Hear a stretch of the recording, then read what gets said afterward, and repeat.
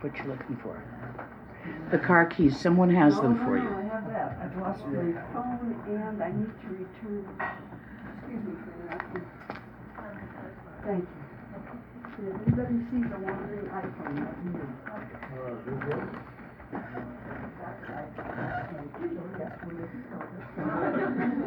Thank you.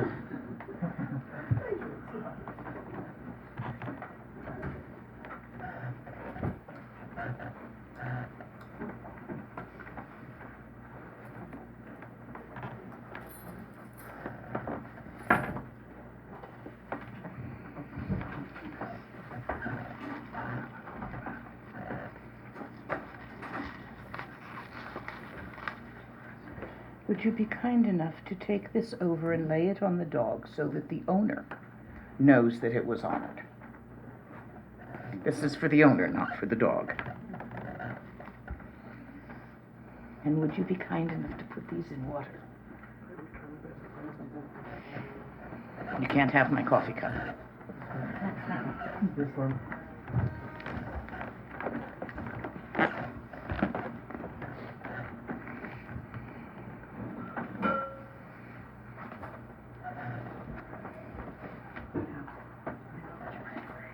My what?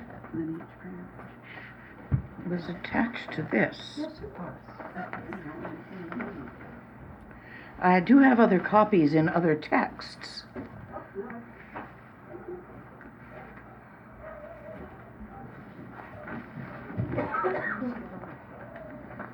Well, things are getting away, but that's okay. It's coming back.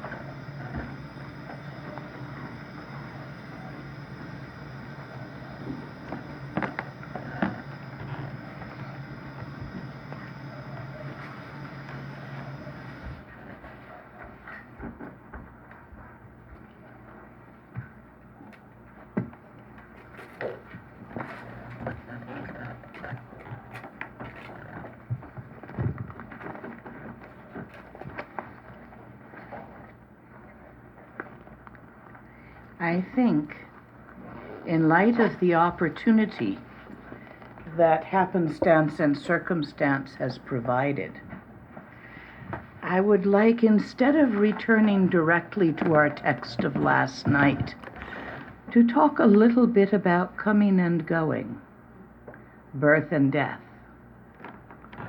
since we have just experienced a death among us, and quite a dramatic and sudden one.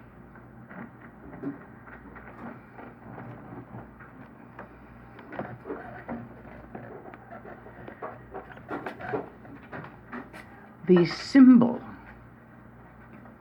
of that which does not come and go, which is not born and does not die, is the clear light of awareness. The symbol of the clear light of awareness is the Buddha Amitabha of the Western direction. This is the symbol of the coming together of all aliveness, of the life force, the aliveness of the universe. Just as when you take an antibiotic, some of your inhabitants die, and yet your awareness continues, and your awareness is made up of them and you. So in this way, although there is the coming and going of personalities, of individuals, of bacteria, fish, birds, dogs, people, the aliveness of individuals, not the chemical reaction aliveness that involves breathing in and out and having your blood go round and round, but the vitality of the Buddha nature, which is inherent in all individuals, the clear light nature of the universe, Sambhogakaya, the pivot between the infinite emptiness of Dharmakaya and the continuous creative manifestation of phenomena called Nirmanakaya, is the alive, awake awareness of the universe. To symbolize that which does not die, that which continues to experience,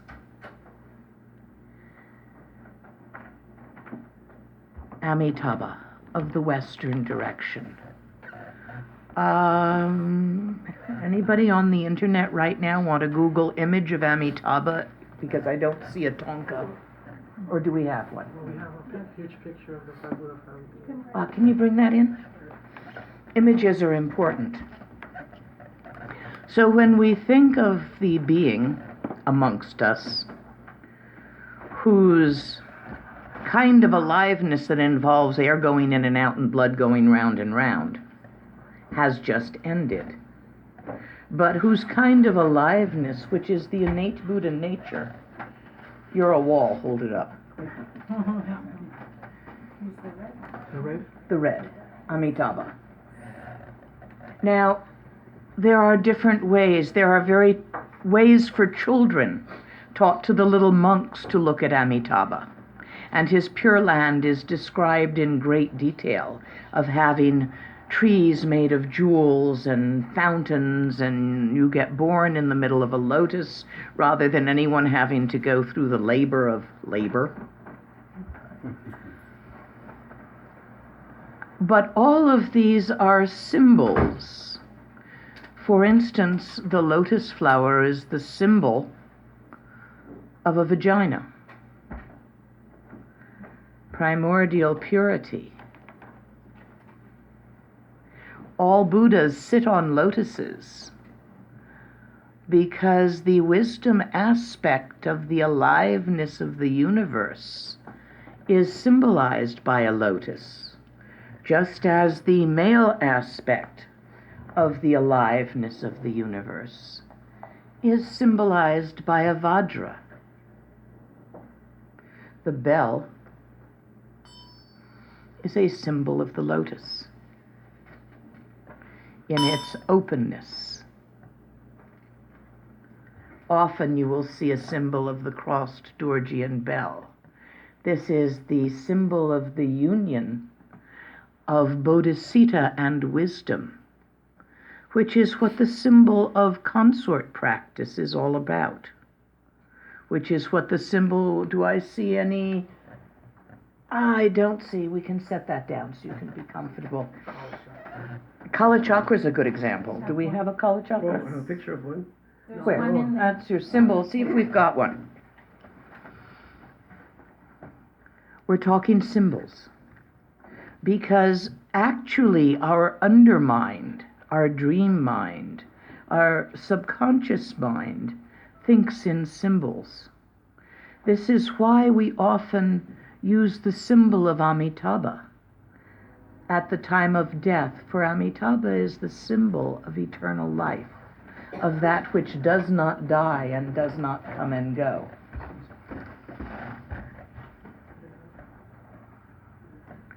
When you are working with a death, when you are with someone who is dying, human or otherwise, there's a few things you want to remember to assist them.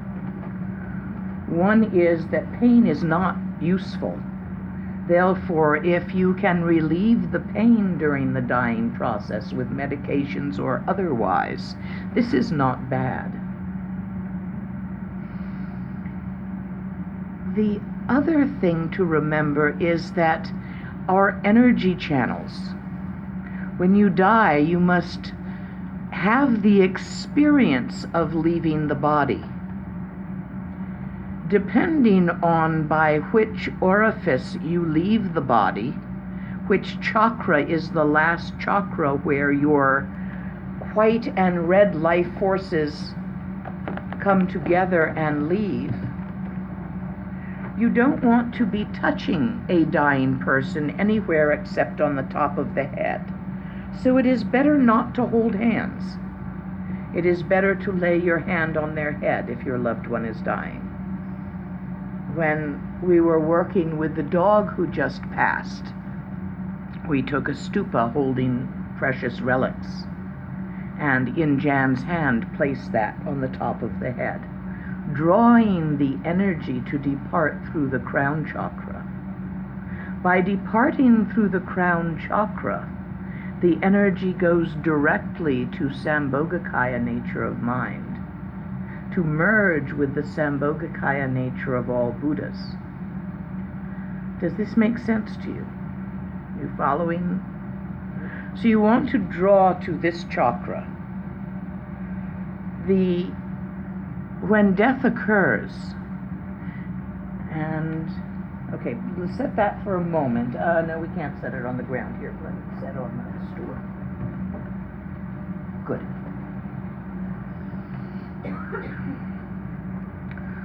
When death occurs, the four elements, don't think periodic table, think states of matter. Four elements being solid, liquid, gaseous, and ether, spacious. So we symbolize this by earth, water, air, fire. Sorry, I left out energy. And sometimes a central fifth one, space. When you die, the elements which make up your nervous system, your body inhabitation, separate, dissolve. They no longer work together, and it is their working together which creates life. So those of you who were with this being when it died will have noticed that first it stopped moving, running, doing things. The experience when you're having this experience is of being so heavy, like a boulder is on you. This is the absorption of the earth element. After the earth element, the water element absorbs. When that was happening, I had someone pour from the bumpa, the blessed liquid, into the mouth. Do you remember when we did that? This is because almost always one experiences thirst during the absorption of the water element. So both to give comfort and to get some of the blessings in, that was the time we did it. After the water element, and this was happening quite quickly because this was a very fast death. If you've been with someone who's been dying, say, of a cancer, you'll often notice it takes days to go through this process. But a trauma, such as a car crash, can be much faster. So this happened in a matter of minutes. After the water element absorbs, the fire element absorbs. Those of you who were touching him will have noticed that he began to cool, and that he cooled from the feet getting cold first. I didn't have you touch that, but I could tell by the way his aura was moving that his feet cooled first, which is what you want. If you are touching the feet, you draw energy towards them and they don't cool first, which is not a good thing for orderly and effective departure in the right direction. So the next was cooling. He began to cool from the edges in. Then he stopped breathing. A little time after that, if you were watching in a strongly psychic way, there was a pop, and we tried to get our pet, our hung pet, together with the pop. If you've been with someone dying, you go with them part way. It opens a gap. It has a strong effect on the participants, because we're all in this together. Although that was the death of a being which thought itself to be that particular dog, we all experienced a form of death and change as we participated in that. Feel it? Feel how you're kind of feeling a little funky at the moment? having been part of that?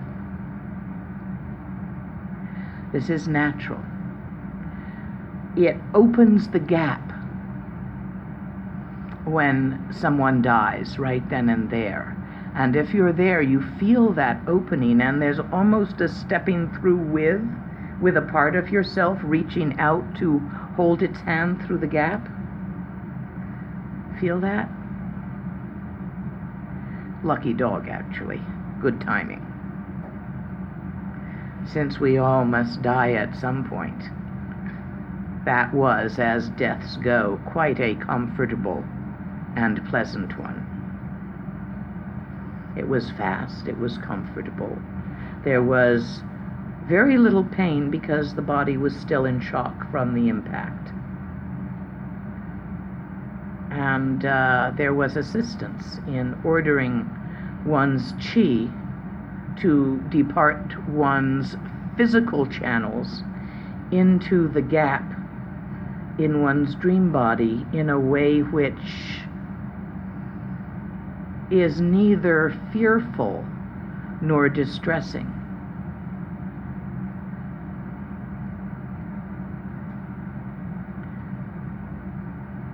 The white substance of the crown chakra comes together with the red substance of the heat of life force, which is held about where the uterus is, also on men. You just don't have a uterus to mark. X marks the spot. It's actually approximately a sphere about the size of your two fists around your cervix, is the area of the dantian, which is where the fire of Tumo abides. Here in the crown chakra is where the tigli of life force abides. In the death process, after the elements absorb, quite naturally these two come together in the heart chakra,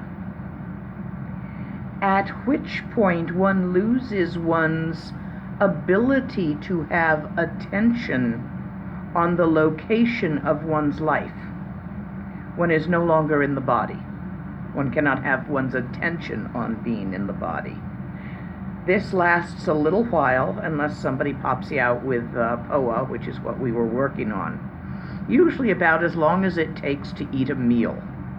For dogs, this is not long. So fairly fast to go through the no-touch-'em process.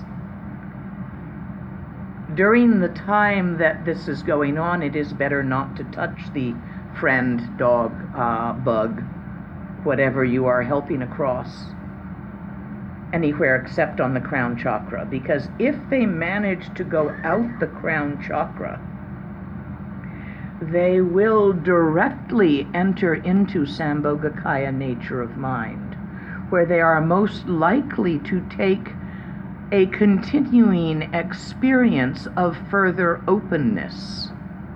Now, exactly how symbolically that's going to show up for them is going to depend on karma, personality, all of that stuff. Questions so far? Yes. A little louder for me. I'm. Sorry, it's a little different than you described. As he was going through the slower breathing, rapid breathing, it seemed very natural that all these people felt that you have some lung started. Yes. And then, As long as you can feel when to take that off and move to only top of the head, that's fine. and then it feels so very gentle. No snap at all, almost like it was just so very gentle and slow. It was remarkably nicely done. However, there will be a bit of a snap for some of the people, because the gap between realities opens in the presence of a death.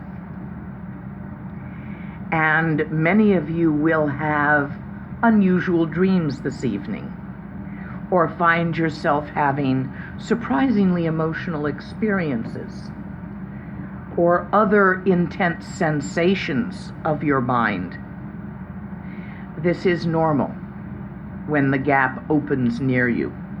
Gap, Bardo. Because we're not as separate as we think we are. We all just died. One of us. Of course you're going to feel a little funny, having just died. It was a really nice one, as deaths go. Lucky dog. Could have been worse. If you wish to place your hand on the heart as well to assist in the ingathering of the energies, this is a good thing, but right around the time the breath truly ceases, remove your hand from the heart. They're not going out until the breath has completely ceased for a while, as in 2-3 minutes it takes before brain shutdown after cease of oxygenation. So you've got a little time lay there. But once the breath has ceased, it's better to then remove your hand from the heart. But it actually, even if you were to leave your hand on the heart, all you do is encourage more probability of human realm than Pure Land. That's not so bad. I mean, how do you like being human? It's pretty good most of the time. There's moments, but still. I wanted to go back a little bit to Amitabha, which is traditionally our life insurance policy. Many of us have yidams or are Dzogchen meditators. And as such, if we manage to remember to look directly at our own enlightened nature while dying, no problem. However, if what we're looking at while dying is the oncoming truck, and the thought we are thinking is not pointing towards our Buddha nature, but is rather, oh shit, which is the most common last words of people who do not die in bed, it is likely that you might just sort of forget to meditate on the way out because you're busy, distracted. So we do an insurance policy. Usually that is Amitabha. The mantra being Om Ami Dewa Hri. Do you all know this mantra? Anybody would like the lung for this mantra? So repeat after me. Om, Ami, Dewa, Hri, Om, Ami, Dewa, Hri, Om, Ami, Dewa, Hri. Sing it with me a little bit, but make your own tune. Oh, goodness. I'm the one who forgot to turn their cell phone off. Los Angeles, no. I'll check on that later. Om Ami Dewa Re, Om Ami Dewa Re, Om Ami Dewa Re, Om Ami Dewa Re, Om Ami Dewa Re. Om Ami Dewa Re, Om Ami Dewa Re, Om Ami Dewa Re, Om Ami Dewa Re, Om Ami Dewa Re, Om Ami Dewa Re. Om Ami Dewa Re, Om Ami Dewa Re, Om Ami Dewa Re, Om Ami Dewa Re, Om Ami Om Ami Dewa Re, Om Ami Dewa Re, Om Ami Dewa Re, Om Ami Dewa Re. There is a text on a very powerful text that I received from my teacher. I may have it downloadable on the website. That text's purpose is to be printed, wrapped in a nice piece of cloth. You must have both the Tibetan as well as the translation. And when someone is dying, use it the way I use the stupa. If you don't have a stupa with pills made by His Holiness to hand, you circle it 3 times around the crown chakra and touch the crown chakra. It will pull the being directly towards the clear light nature of mind, their own mind, towards that recognition. This is the symbol of Amitabha, Lord of Light. Amitabha's name, Opame in Tibetan. O, light. Pa, of. Opame, incomparable. There is no comparison to the brightness of this light. It is the light of mind. Remember, light symbolizes aliveness.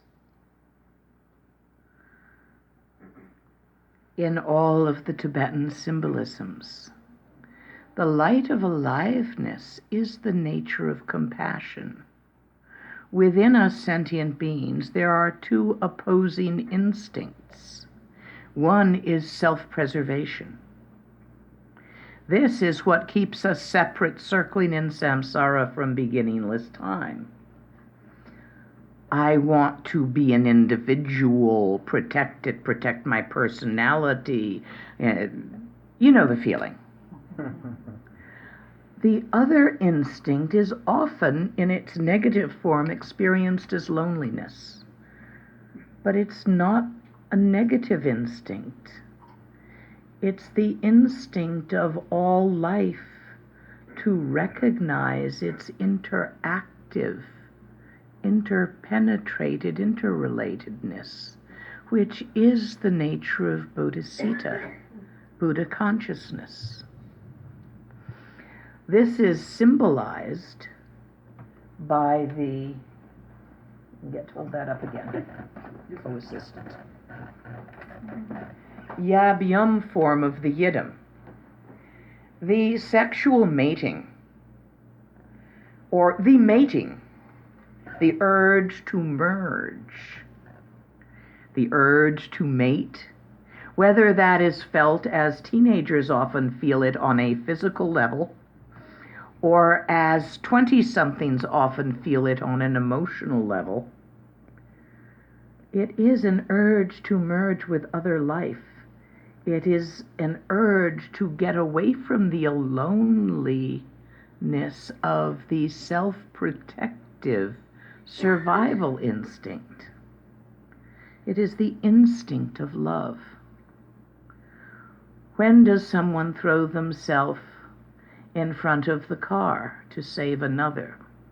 The mother for the child, which is complete and unequivocal love. That's the symbol of the urge to merge. It is the symbol of mating. But it is not just, you can set that down now, one being mating with another being. That never quite satisfies, does it? I mean, has anyone ever successfully mated with another being to their complete 100% and perpetual not come and go satisfaction?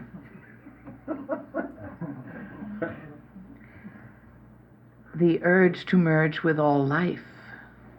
The urge of sky to mate with matter. The urge of the emptiness of Dharmakaya nature of mind to recognize its non-separation from phenomena Nirmanakaya nature of mind in the innate aliveness of Sambhogakaya nature of mind. That's your urge to merge. Sky mates with earth. Phenomena and emptiness.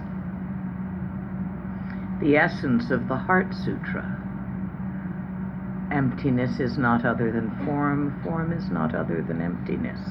The recognition of this is the mating of sky and earth, of wisdom and bodhisattva. Do you understand? Amitabha is the symbol of that. Passion and the urge to merge. The antidote to all loneliness. That which does not come and go. So a brief talk on dying, because we all just died. that being was not other than you. It was one of the many yous of your infinite aliveness. Are there questions?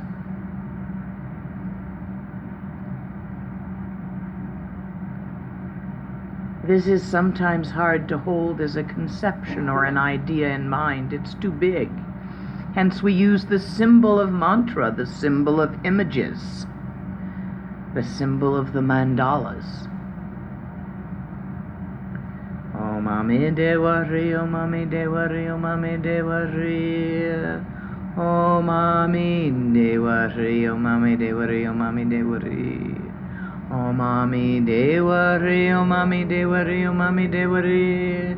Om Mami Devari, Om Mami Devari, Om Mami Devari. Green Tara, 1,000-armed Chenrezig of 11 heads. The very top head is red in color. It is the head of Amitabha. Green Tara, the jewel in the center of her crown, is red in color. Well, sometimes the colors don't come out quite right on Tonkas after they've been around a while. But it is red in color to symbolize the red light of behind the sunset, the red light of passion and warmth, Amitabha.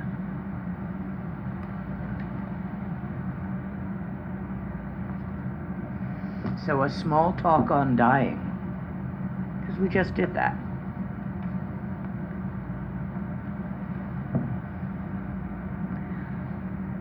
Have you other questions?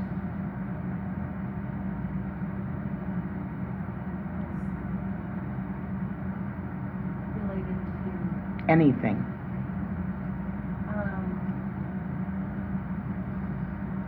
it appears to me at times that the Dzogchen teachings are misunderstood. We hear the words, "Let it be as it is," "There's nothing to do," and sometimes it's understood to mean we just sit. So I was wondering if you could share a little bit about how we practice. Anybody here ever succeed at just sitting? You're all sitting and thinking, stewing, masticating your ideas. Or you're just sitting as a doing, the doing of sitting.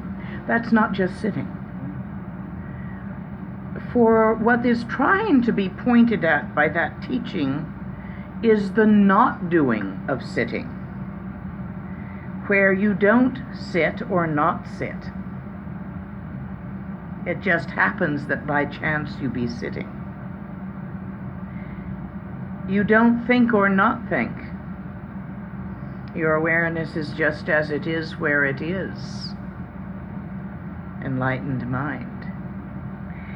You can't do that on purpose. It's not a doing. So we go back to the basic paramitas. You have to keep practicing for as long as there is a practice to be done. And when there is no longer any such thing as a practice to be done, don't stop there. Keep practicing until there is no practitioner to practice. Everybody stops when there's no longer a difference between meditation and non-meditation. But since there's still a meditator, that turns out to be a come and go, and eventually it wears off, and they're all fucked up again. Been there, done that. I speak from personal experience.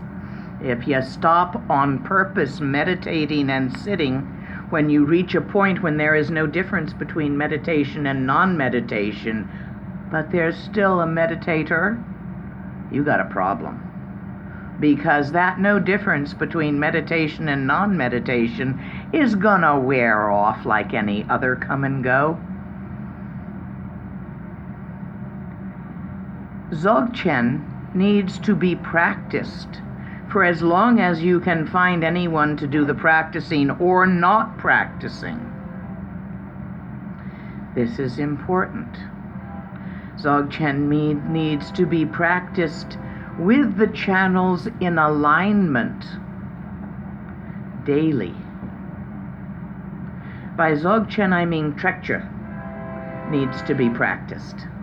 Trekchö, cutting through, the awareness of nature of mind while thinking, needs to be practiced while sitting in a proper position with the proper physical support for your body, which might be a chair, a meditation sash, Lord knows what you're going to need, suitable for your body. It's all different.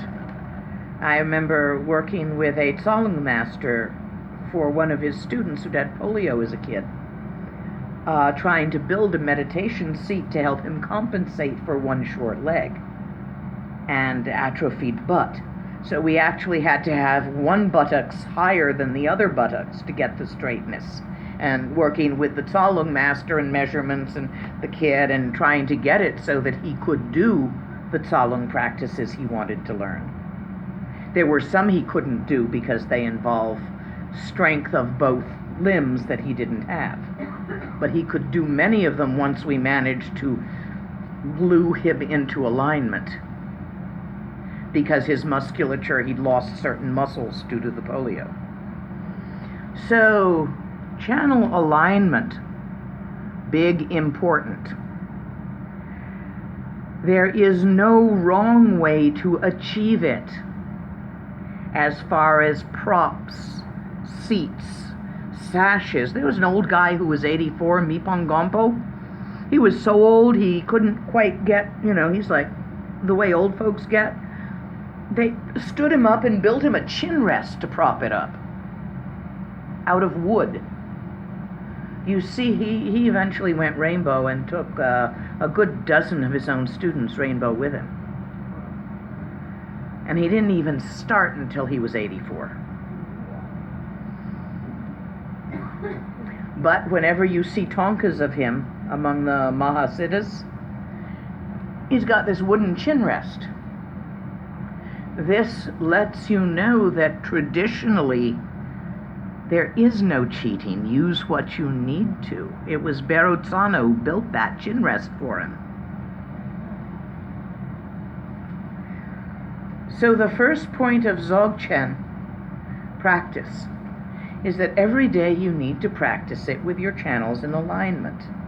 At least once, for at least the amount of time that you can, and then about 5% more. So let's say that it is comfortable for you to sit and relax with your channels in alignment for 10 minutes, after which you get antsy. Make an arrangement with yourself to sit for 12 minutes every morning. I highly recommend doing this before you speak. I find that once I start talking, interacting, and attempting to line up my ducks, I'm gone. It is very hard to get back to that place between waking and sleeping where you have not yet engaged your wheels, where your mind's in neutral. So I really like to do it first thing in the morning. Now, whether it's due to jet lag or my personality, I'm not sure, but if I do it without a cup of coffee, I just fall back asleep. So what I do is quietly acquire a cup of coffee, sip and sit. This works for me. Whether you need coffee or not will depend on your own nervous system, amount of jet lag, lifestyle. Try to arrange this before you interact. If you are the mother of a child under the age of 3, it is unlikely you will get more than 2 minutes. They wake up damn early, and they've got radar for when you do. Even if you are the father of a child under that age, it is difficult to extract this. You may need to hide the coffee pot in the bedroom with the door closed to get that little amount of time. But if you choose to do this, you can, can't you? The second point of the practice of Dzogchen is that you need to perform many sessions during the day. Just one in the morning isn't enough. You'll get distracted and forget all about it by noon. The good news is they don't have to be long sessions. 30 seconds will do, with your channels in alignment. So probably about, traditionally is 6 to 8 times during the day. You find a place to sit with your channels in alignment, get your car seat decent, and do it at the red light. Don't do it at the stop sign, they'll honk. But red lights often work. Try the bathroom. Unless you have a child under the age of 3, you can probably be alone in there. Yeah, use the stall. Sit down, align your channels. Gentlemen, you don't have to do it standing up. You just like to. In this country, most bathrooms are decent. This idea would not work in India. Anybody here ever been to India? Seen an Indian bathroom? Yeah. Yeah, okay, so this is not Indian traditional to Tibetans in India. However, it works around here. You got something to sit on. You can align your channels. You got privacy for 30 seconds. Takes a lot longer than 30 seconds before somebody bangs on the door. Go for it. 6 or 8 times a day. Mini sessions. Question? My teacher told me that we should not study in the bathroom. If that's different from... Was your teacher raised in Tibet or India? No. They must have heard that from someone who was. You should not study in an Indian bathroom. If you ever saw an Indian bathroom, you shouldn't bring your text in there. It's nasty. However, Western bathrooms aren't like that. They're very beautiful places of relaxation. If you're into it, you often will. I mean, you've got yours set up really nice as a place of relaxation. We decorate them. There's paintings on the wall. The towels match the tile work.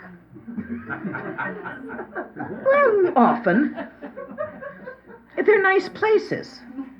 Therefore, go right ahead and use them as a place.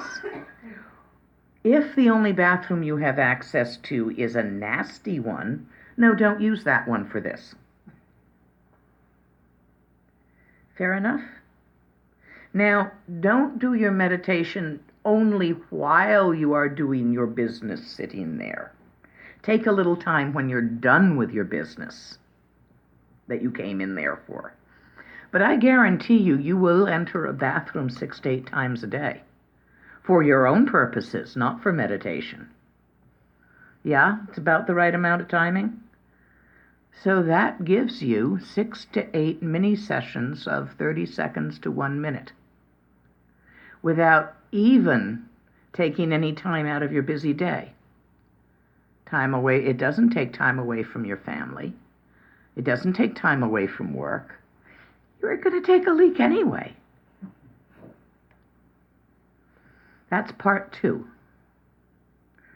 Part 3 is something we call short moments or brief glances, or I like to think of it as, because this just works for me, checking to see if your mind is still there, looking to see if you've lost it. What that is, and this is in Tsiksunadev that I taught you all last year.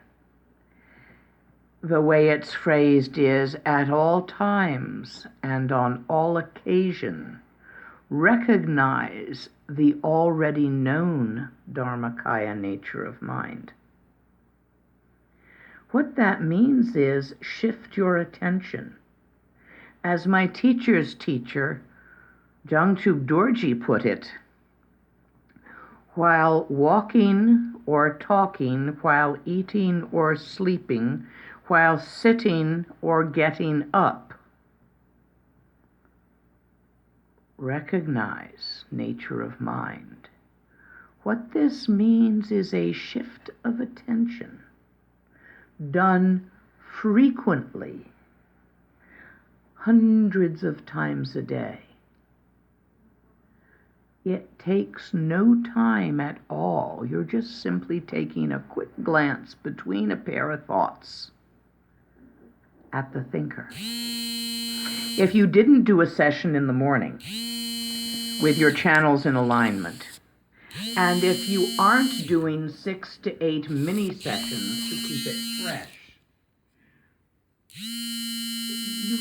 you won't be able to do this quick glance. It'll be too hard for you because it won't be easy to shift the attention. But if you spend a while in the morning relaxing your attention into nature of mind, and then you rechecked and reaffirmed that way of relaxing many times during the day, to take a quick glance to see if Dharmakaya is still there will not be difficult. Do you understand? This is the practice of Trekcha. It doesn't work without that third piece.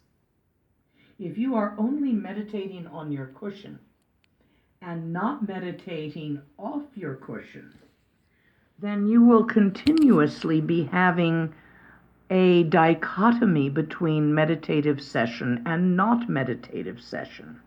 And you will never reach the point where there is no difference between session and session break. Until there is no difference between session and session break, you must continue to make sessions. When there is no difference between session and session break, and it seems to you that therefore there is no need to continue to make sessions, you are about to have an oops. Keep making sessions for as long as there is a meditator meditating. For so long as there is a perceiver of the perception of nature of mind, keep practicing. You're not done yet because you're still there. Now, the problem is for the next few days you'll do this. And then you're going to forget about it because you're going to get busy. Stuff's going to happen.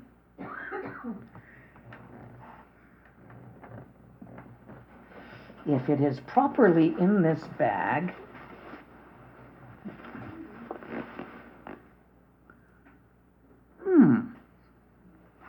no little Dorjies. I have a tool, maybe. Let me just go a little deeper. Could they be in the other bag? Yeah, they could. I thought they were in this one. That's where I usually have them, but you never know where my stuff goes, especially when I've been on the road for a while. Jan has gone looking for a tool that will assist you with remembering to do this practice. While she's doing that, any questions? Yo. Now, how are we supposed to do? I think the alignment sitting. What do you do with the mind? Can you do some brain stuff? You put it in neutral. You shift your attention from what you're thinking to where your thoughts are occurring. We're going to find the master alignment. You do that traditionally, although there are other methods, by using 3 questions. Yeah, this is heavy enough. They're probably in here. The 3 questions that we traditionally use to shift our attention And this is the inner mind Rushen from the text Yeshe Lama, a form of Dzogchen Nundro, is to ask ourselves, where are my thoughts coming from? When I think of a pickle, where was that thought of the pickle before I thought it? Where is it while I'm thinking it? Where does it go when I'm done thinking it? These are your 3 basic questions that are used to shift your attention from your obsessive, compulsive grasping of phenomena, thoughts, feelings, and stuff, to the perceiver of perceptions, the thinker of the thoughts, the feeler of the feelings, mind itself. Mind is in charge of you.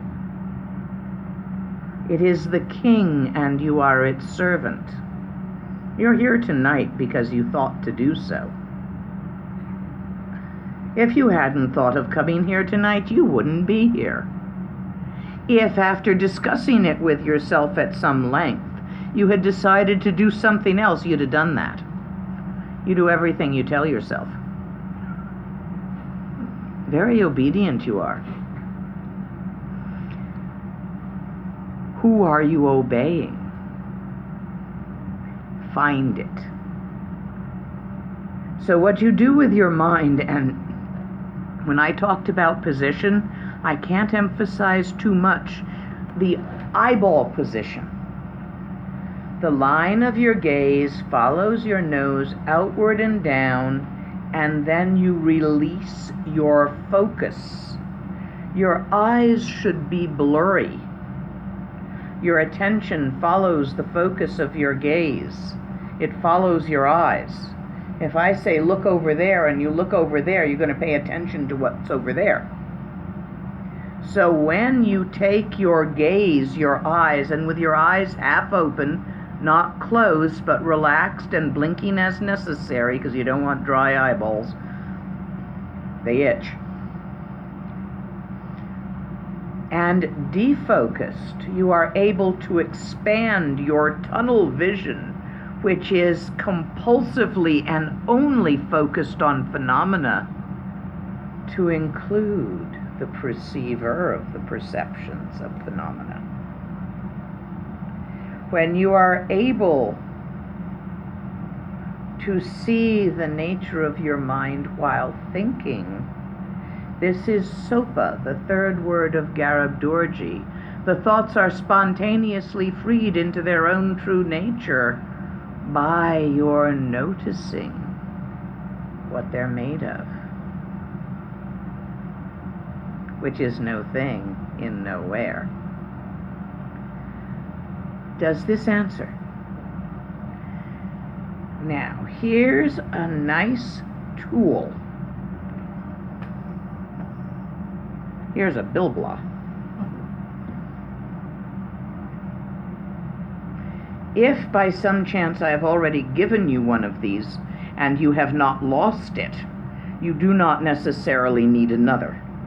But if I have not yet given you one, or if I have once given you one somewhere else or some other time, and you have lost it or given it away by now, then you should take another.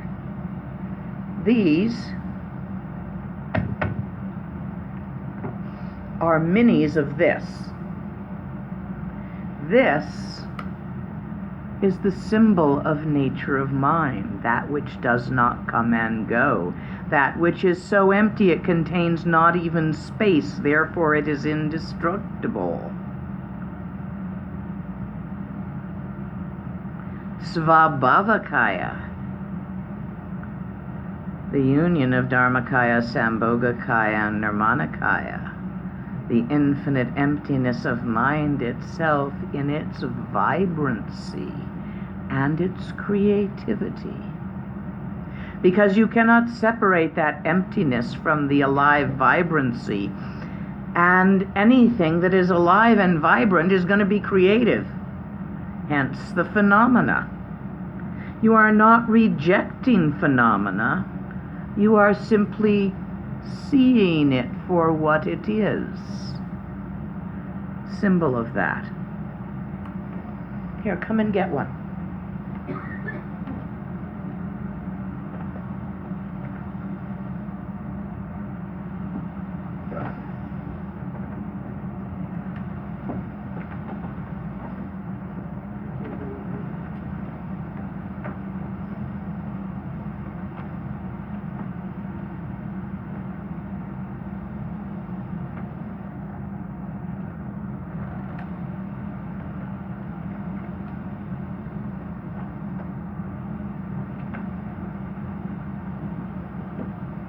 Come on, don't be Canadian.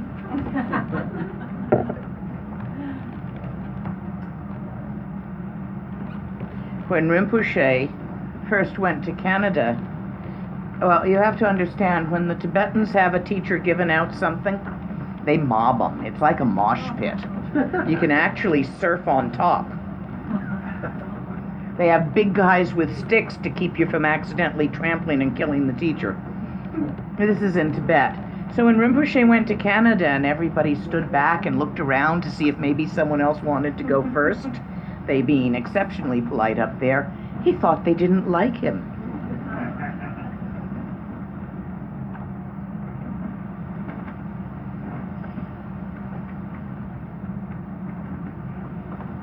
Many of the teachings you receive are cultural phenomena, like don't study in a bathroom.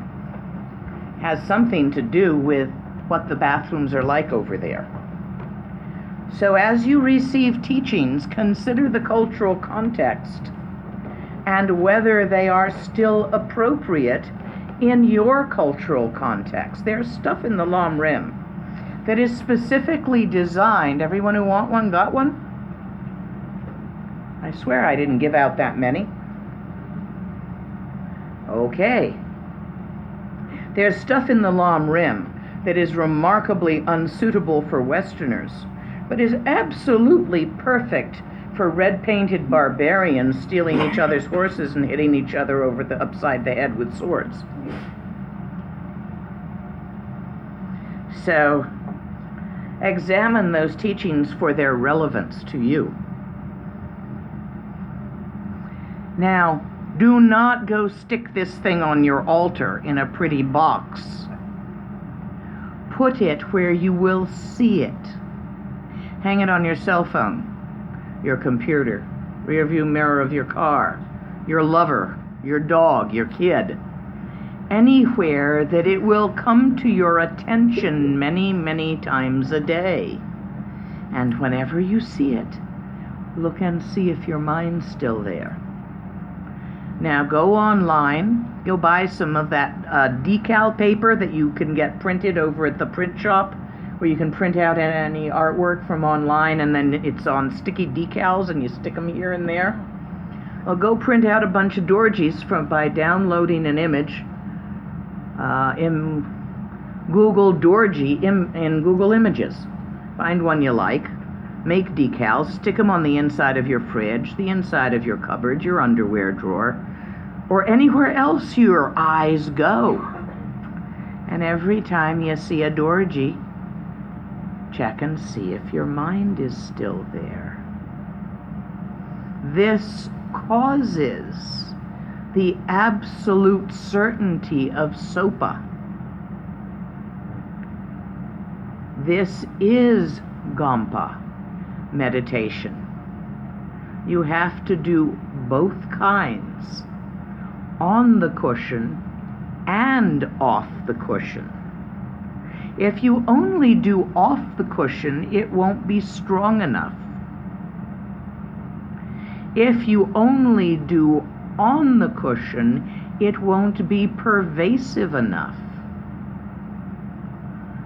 You got to do both, but you will see if you follow these instructions that you are not losing more time from your day. To do this does not actually occupy time in your busy schedule, except that first morning session. And if you're a practitioner, you're probably already doing that anyway. If you're not, even 5 minutes is worthwhile. You gotta drink the coffee. You might as well align your channels while you're doing it and look at your mind. Does this answer your how-to question?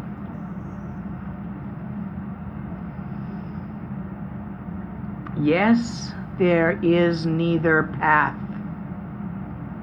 nor fruition. But if you think that, it's a friggin' thought. Don't believe it. Don't fall for it. Because from the perspective of feeling like a sentient being, like an individual, there is a path. And there is a fruition to strive for.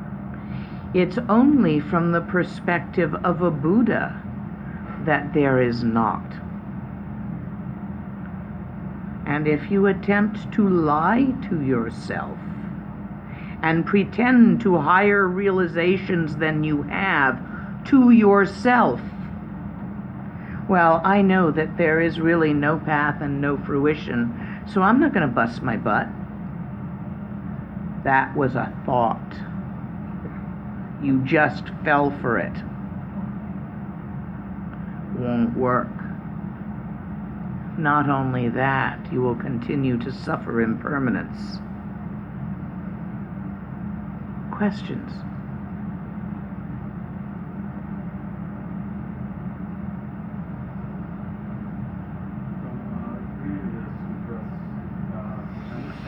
Reading the sutras? So at least the way I understand it, direct perception of happiness happens somewhere in like the first stage of form realm of sitting in deep meditation. So with the practice of exhaustion, is this process only taking you closer to having that experience while in the cushion, or is the practice of exhaustion actually happening? You need the experience on the cushion to have the experience off the cushion. You need the experience off the cushion to stabilize the experience on the cushion so that it's not a come and go. In the sutras, there is path. By the practice of the sutric path, one attains enlightenment in 500 lifetimes. Tantra is a shortcut. By the practice of Tantra, one attains enlightenment in this very lifetime. Like many shortcuts that go straight up a cliff, Sutra's safer.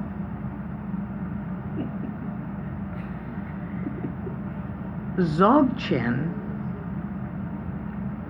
you attain enlightenment now,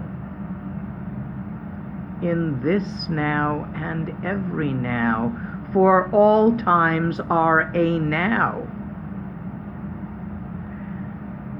Dzogchen jumps in the middle.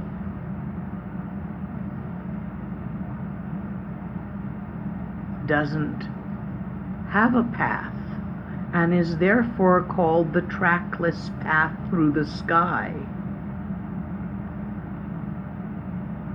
However, from the perspective of a sentient being, there appears to be a path.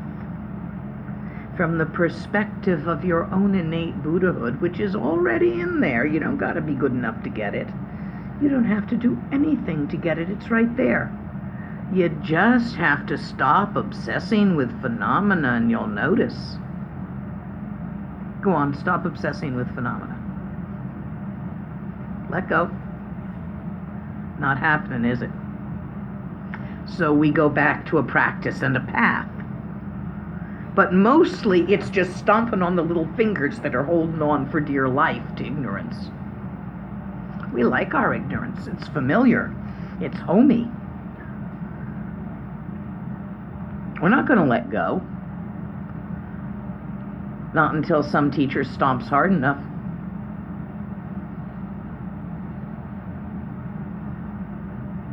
You are your own teacher. You get to do the stomping.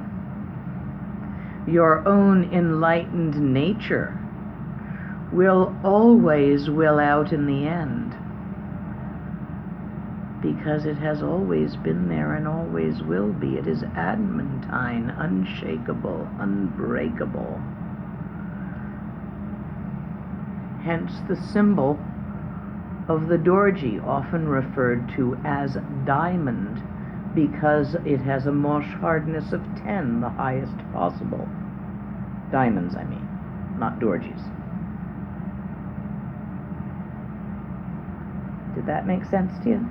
Good. Other questions? You need to practice. At all times and on all occasions, you need to practice. So, how many of you are compulsive readers? Live in a book. I got one on my phone and another one on my iPad. Every time you turn the page, see if your mind's still there. Can you do that? Whatever it is that you do regularly, tie in checking to see if your mind is still there. What I mean by that is a quick glance, a brief moment. The more of them you do, the more obvious your enlightenment becomes. In Flight of the Garuda, they liken it to the great roar of a dragon. How could you possibly miss it? And yet we do, oddly enough. Other questions? Yes. Be louder. Elaborate where your mind is right now. Where your mind is right now, I just like to hear where your mind is. It's right here, talking to you, interacting with you. It's not only right here and right now, but in this now, this is what's happening.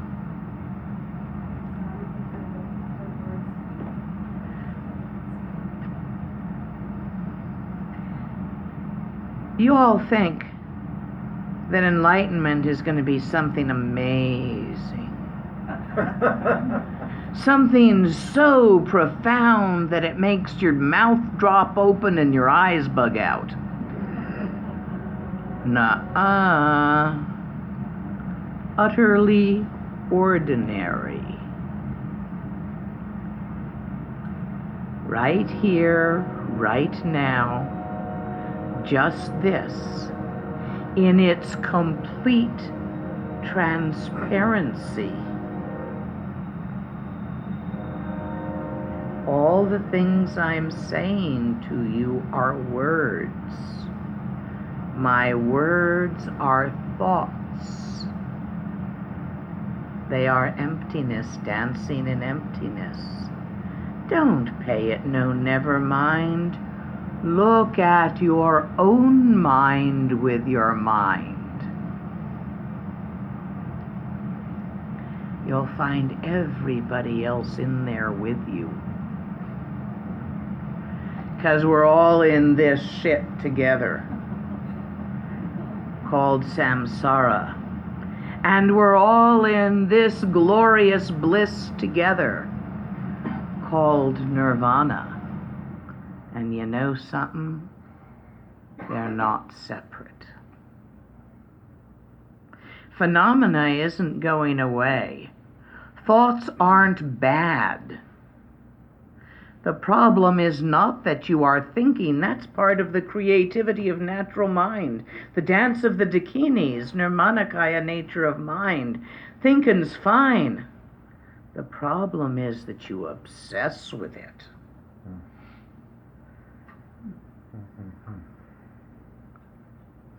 Candy is fine. But if you obsessively eat candy continuously, you're going to be pretty sick. If you obsessively grasp your thoughts and believe in them continuously, you're going to have a lot of suffering.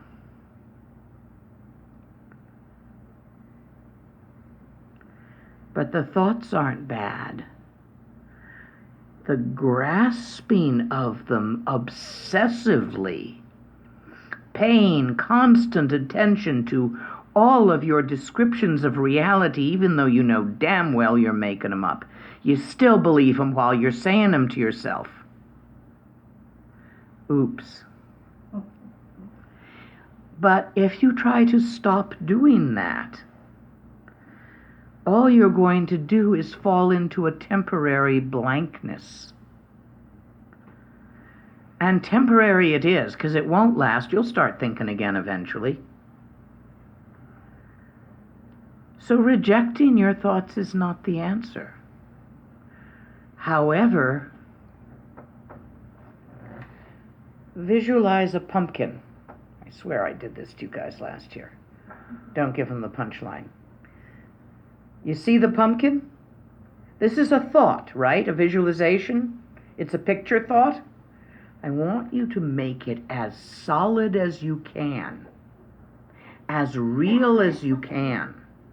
I want you to put all your strength into visualizing this pumpkin in a completely solid way.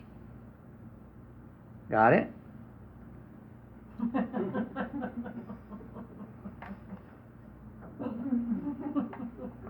Why are you laughing?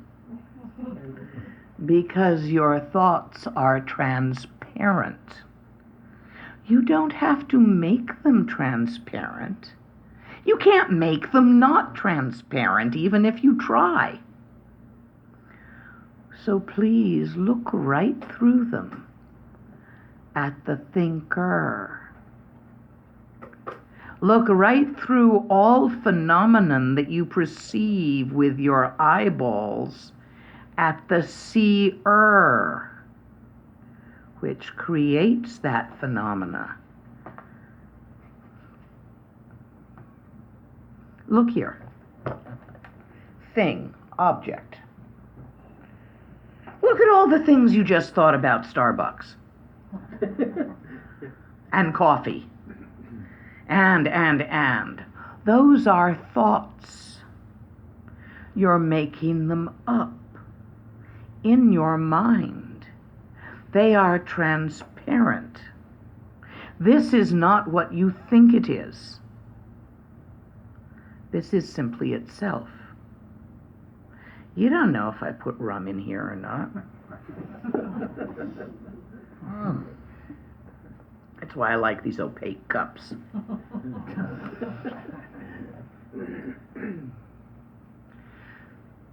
Mm-hmm. If we're doing this then, and you go into a feeling mode, are you still thinking? Yes. Let's say you go into a feeling mode, which is a mood of loving kindness. You're going to be thinking thoughts to support that mood. You're going to be thinking loving and kind thoughts about everybody. Let's say you go into a feeling mood of grouchiness. Happens, especially when the blood sugar dumps. You're now going to be thinking all sorts of thoughts of all the different things that are wrong that you could feel grouchy about. But you're still going to be thinking. Your feelings, if they arise, will call thoughts to support them to themselves. It's a funny way of saying it, but Do you see what I'm pointing at? Do you have this experience? When you're in a grouchy mood, all the things that are wrong come to mind. And in a good mood, you don't even think of all those problems. You think of all the things that are right. However, also, you can start up a mood with thoughts. There's an exercise we use as a counter to certain kinds of situational depressions, chemical depressions even, which is where, this is a Tibetan method, you go around all day noticing happiness of living beings. You add to it when you can. So you go fill the bird feeder and notice how happy it makes the birds. And then you, go do something else and notice how happy it makes people. And you just look for all the good things, all the happy-making things. Because they're there. When you're depressed, you're just totally focused obsessively on the unhappy-making stuff. Oh, it's not worth it. It's too much trouble to do this. This practice I just said, if anyone in here is actually depressed, their first thought is going to be, it's not going to work. That's too much trouble.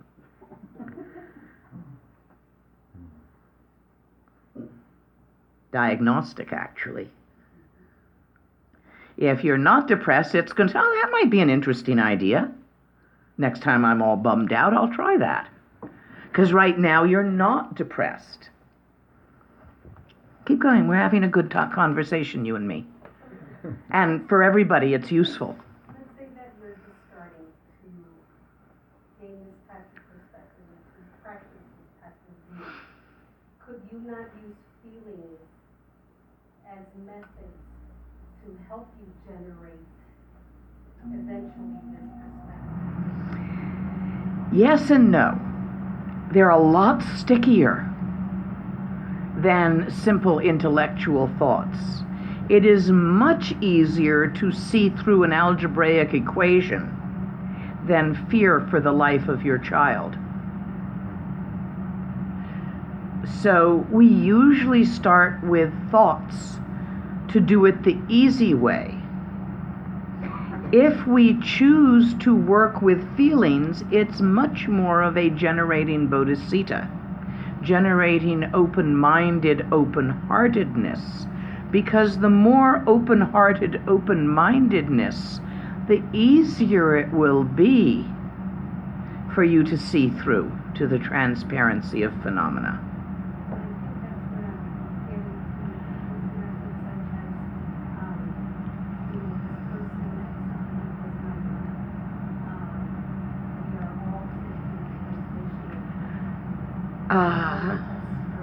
Yes.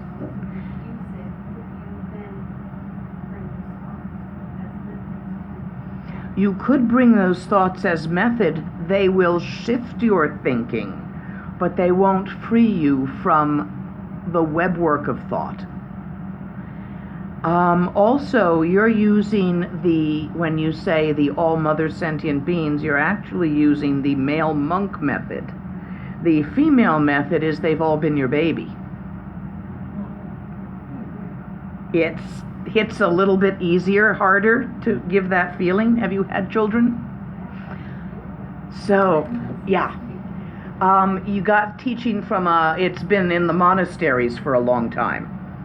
So it doesn't have the female perspective. The female perspective one is all sentient beings have been your baby.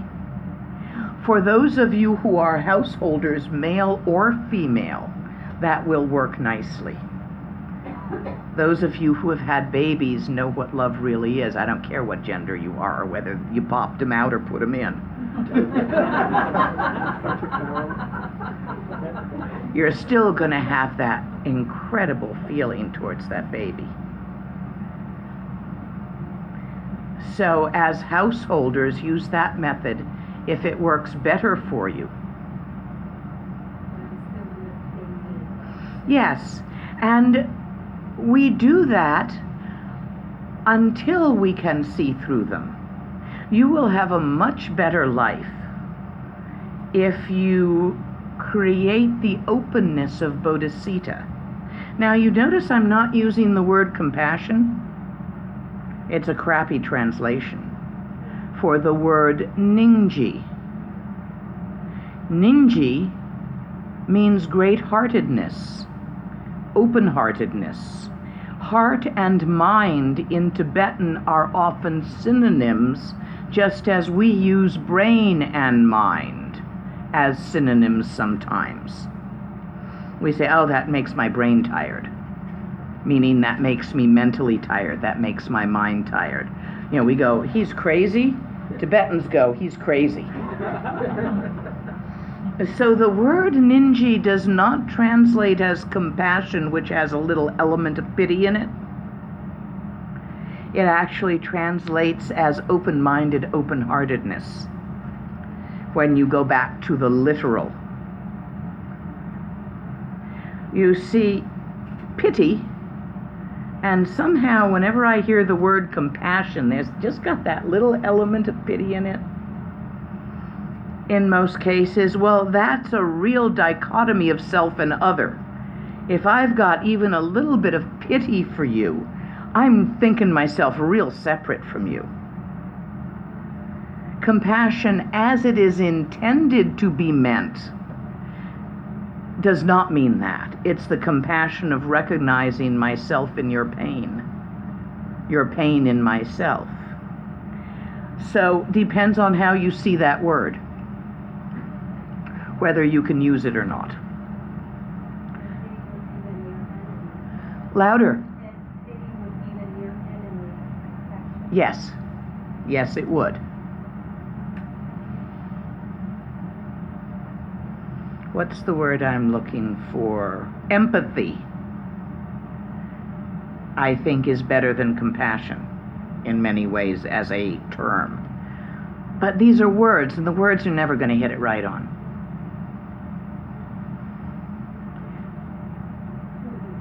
Literally compassion, I'm not really I can't hear you. my interpretation of compassion is like the same passion. So whatever you are feeling, I'm also feeling too. If that's your interpretation, you may use that word. It just depends on whether you learned it first from a missionary, that word, or you learned it from a Buddhist. I ran into missionary-type social workers way too young in life to like that word.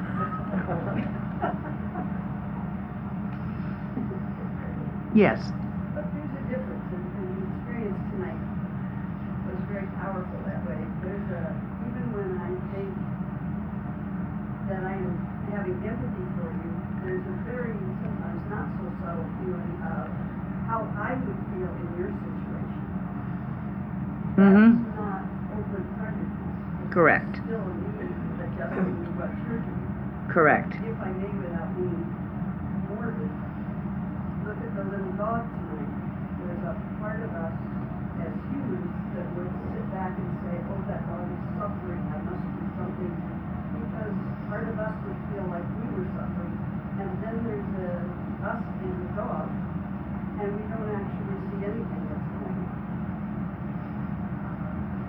But for a moment, I think the people that were with the dog, there was a utter spontaneous being in that moment, openly. And then the mind, our ignorant mind, is how I see it, is starts jumping back to, oh, but what should I do? Or whatever. But there Yes. were moments in that where we were simply there. Yes. And there wasn't a dog, and there wasn't a person. We were simply spontaneously there without any of those kinds of thoughts. That's, I think, why I feel the dog gave us such a gift. Yes. Agreed. Very much agreed. That's why I said we all died tonight. And it's tricky, that empathy. It is.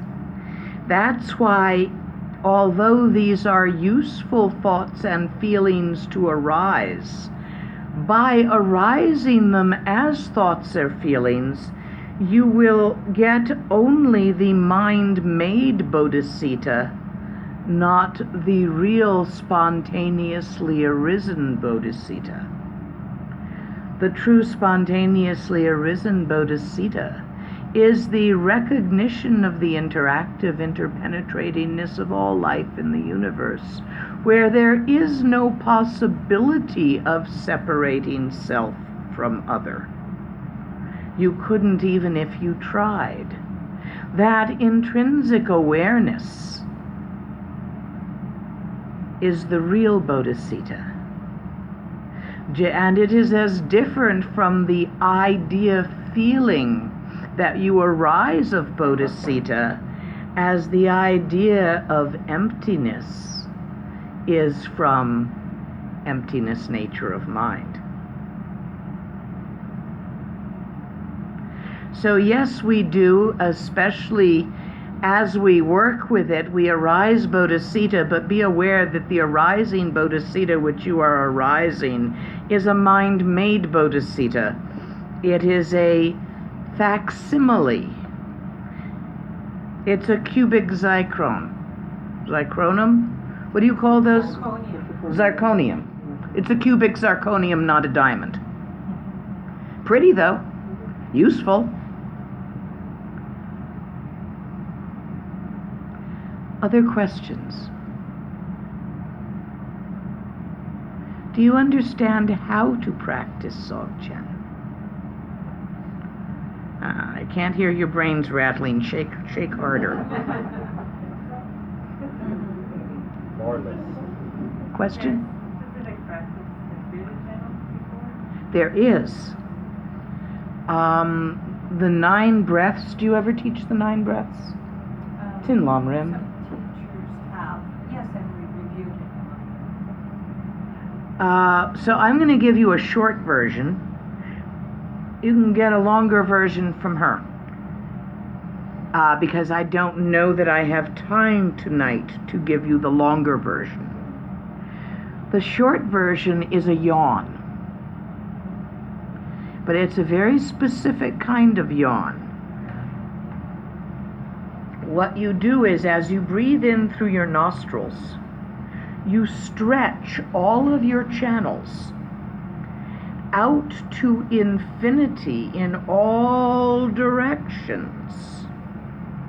Now, usually we keep our channels wrapped around ourselves because we keep ourselves quite self-focused.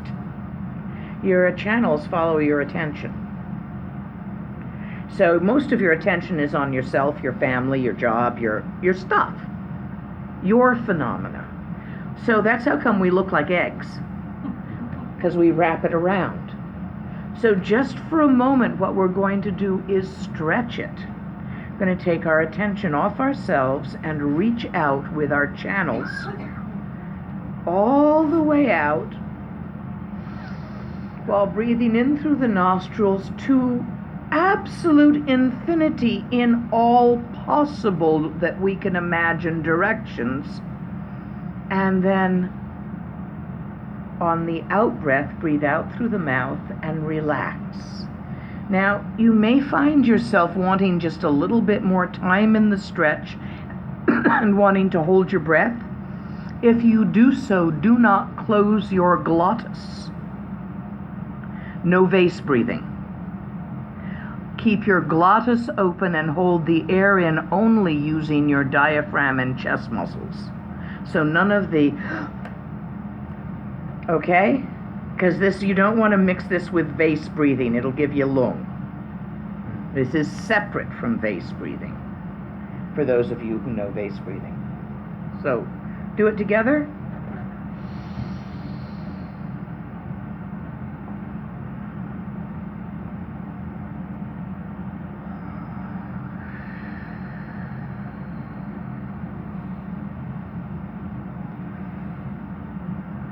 How's that feel? To get it fast and easy, yes it does. If you have longer, there's ways of breathing in through one nostril, running it down and around, and then up and out the other nostril, and then you do that 3 times with each nostril. Breathe in through both, bring it around, down, cross it over at the dantian. Sometimes give it a little Kegel bump, and sometimes not, depending on how you're working with it. and then send it out the crown chakra. You're not going to be able to do it from that. At another time, you can go over the instructions. Lama Yeshe gives some really nice instructions on that, really nice description of the 9 breaths. But it's your basic Tsalung purification of clearing channels. The yawn that I just taught you, however, is easier and more discreet. Should you need to clear your channels in the middle of something. Nobody's going to think anything about it. Yes? If I do practice every now and then, I yawn and yawn and yawn, isn't that overall that's horrible? That's because you are allowing your breathing to stop while practicing. You're not breathing quite enough. So when your body notices a carbon dioxide buildup and an oxygen deficit, it begins yawning to rectify this. You might want to work on abdominal breathing while meditating so that you're breathing down, not forcing, but really breathing so that it goes down into the abdomen, so that on the in-breath your belly goes out. On the out-breath your belly goes in.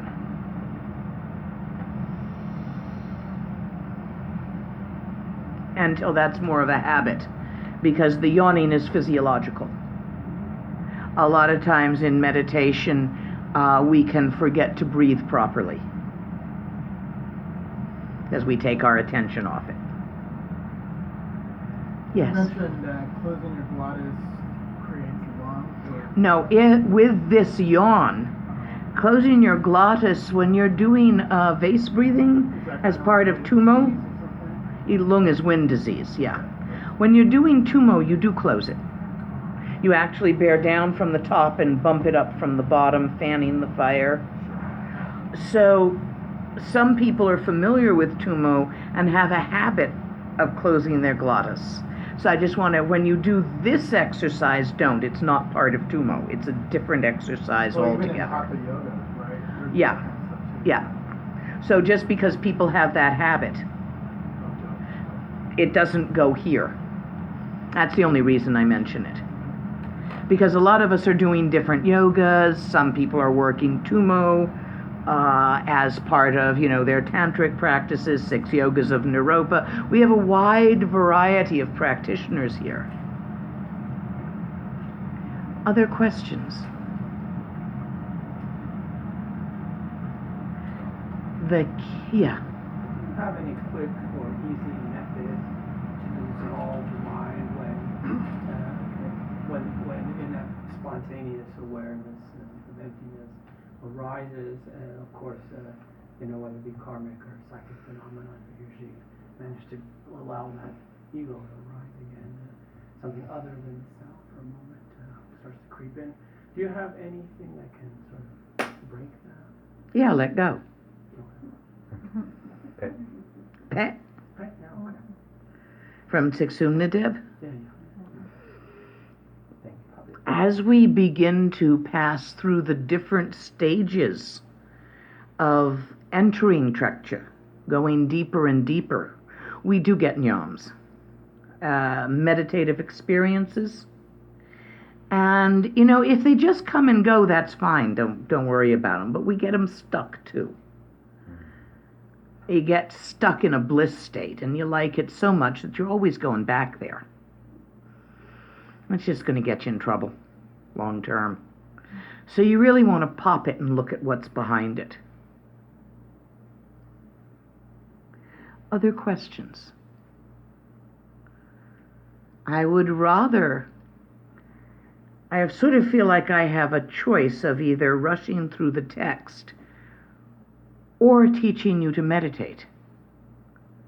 And I think I'd rather teach you to meditate using the text as the tool it is designed to be.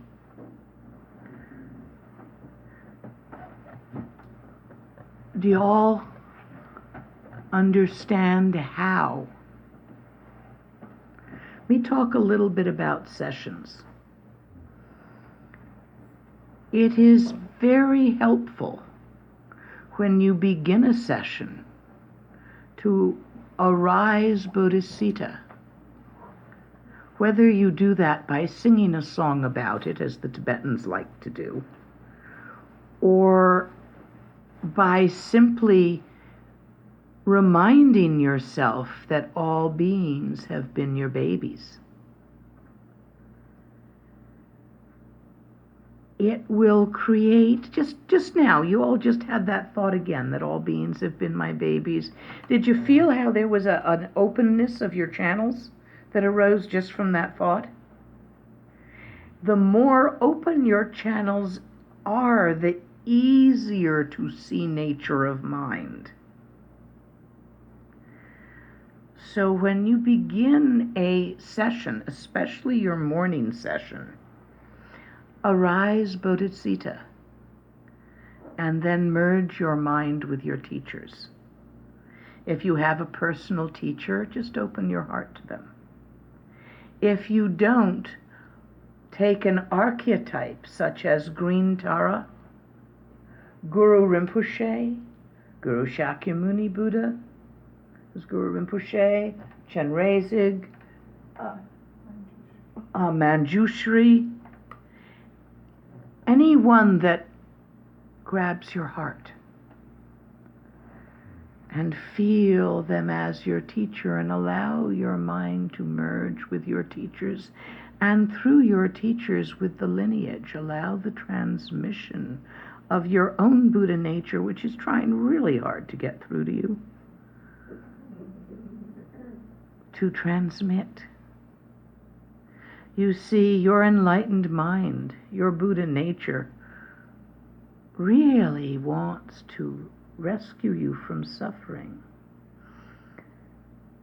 Just as you arise, when you arise the feeling that all beings have been your baby, recognize that your own Buddha nature feels that way towards you and really wants to help. It's not passive, it's dynamic, it's vibrant, it's alive. Let it. Open up to it. In the visualized form of your yidam or your teacher. Allow it to assist your personality with meditation. Allow your innate Buddha nature to assist your personality with meditation. Do you understand this? Bodhisattva Guru Yoga practice.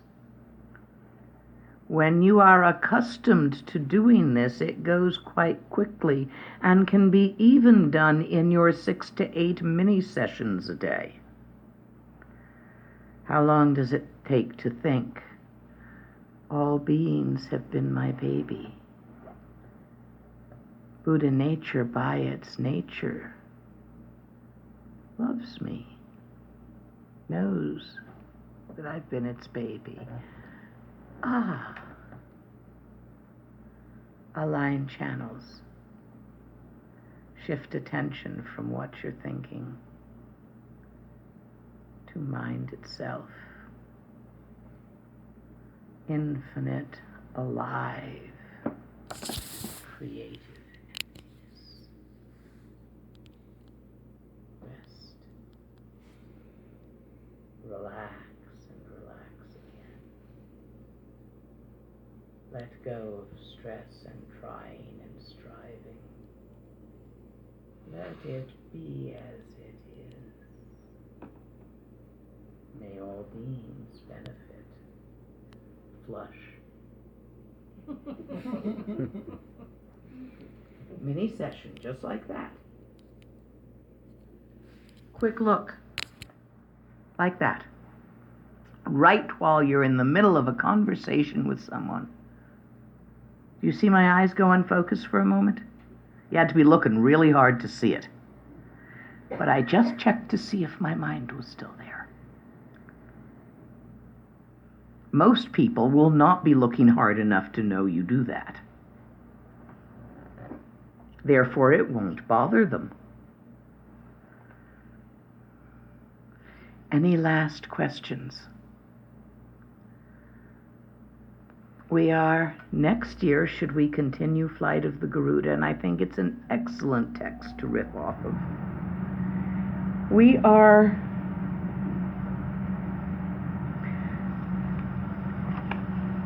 Let me just see where we are. Give me a moment to go here. Okay, 61, 65, 66.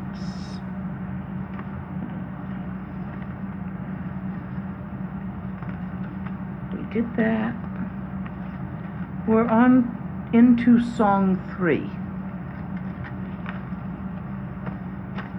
It's up to you to remember, or I have to start over from the beginning every time. Fair enough? So is it good to actually go back and read the teaching pointing out instructions that you had last year? Or Yes. yeah, because I have one time. It would be very good to. Did anybody tape last year? Teachings last year were on the 3 words of Garuda. Yes. Either you guys taped them or you can contact my archivist and get a copy of some other places. 3 words of Garuda. Okay, good. Yeah, feel free to listen to that. Feel free to read the text, but please do not read it in the golden letters. That is too scholarly.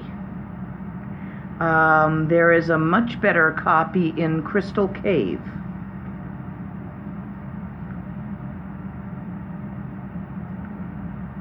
And those of you who were not present for those teachings last year, I would disrecommend that you read it prior to receiving the teachings. There is a telepathic component of the instructions, and when you get it without that telepathic component, all you get are the ideas. In Dzogchen, that's an oops. So those of you who were here, you did get the telepathic component, whether you noticed or remember or not. Go ahead and read it. Those of you who have not had that teaching from any teacher live, I would advise that you get it live before working with the text. You're going to like golden letters because it's really scholarly. It is their glossary, what these words mean, their vocabulary stuff is some of the best I've seen in golden letters, and I like it for that. But its translation lacks the poetry of Crystal Cave. It's too intellectual, so it gives you too much to think about and not enough directness. Just to talk about which translations I'll recommend you get your hands on. I don't know if the one from Crystal Cave is still in print. If it's not, Jan, you love these people enough to make a copy for them and email it? Because I'm going to forget.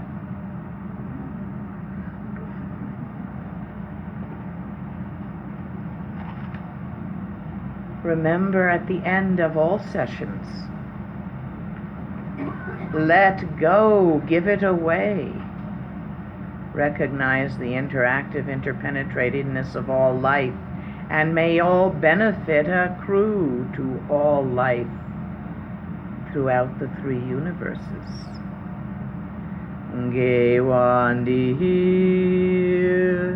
Nur Duda Chechi Sala Gopashu.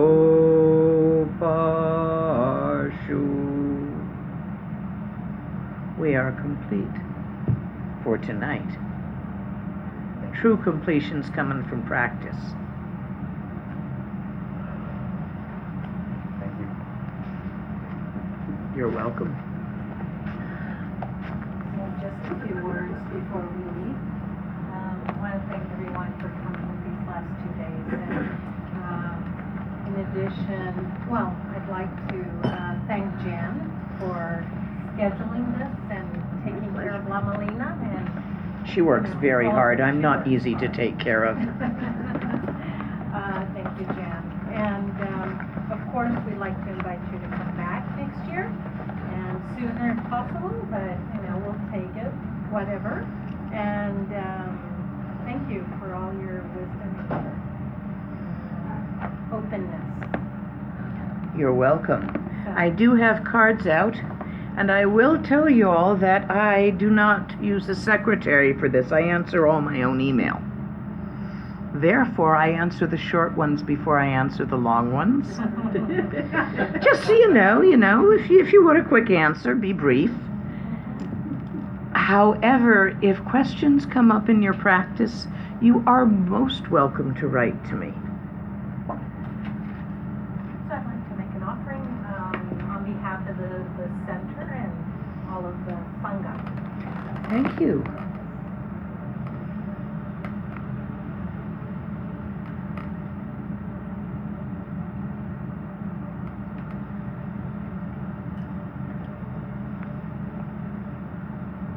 For those who want to practice Tantra, teach them the 9 breaths.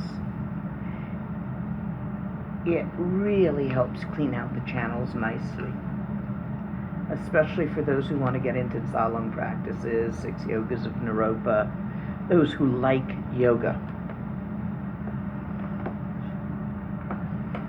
Anybody that would like to make an offering to Lama Or get hit over the head with a vase, which is traditional. as well, anyway.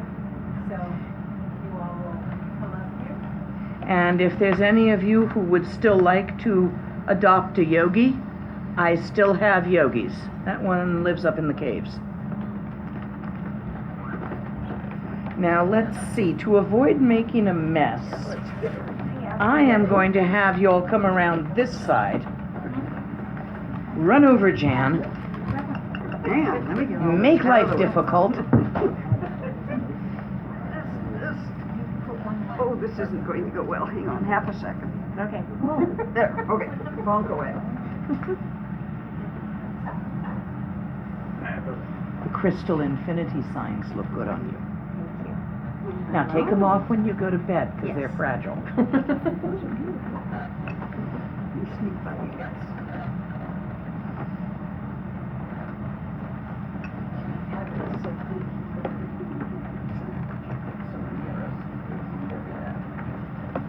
Drink psychic vitamins, good for you. Contains many pills, among other good things. I'm pretty sure. One hand's going to work better. It leaks less. And we all leak. So,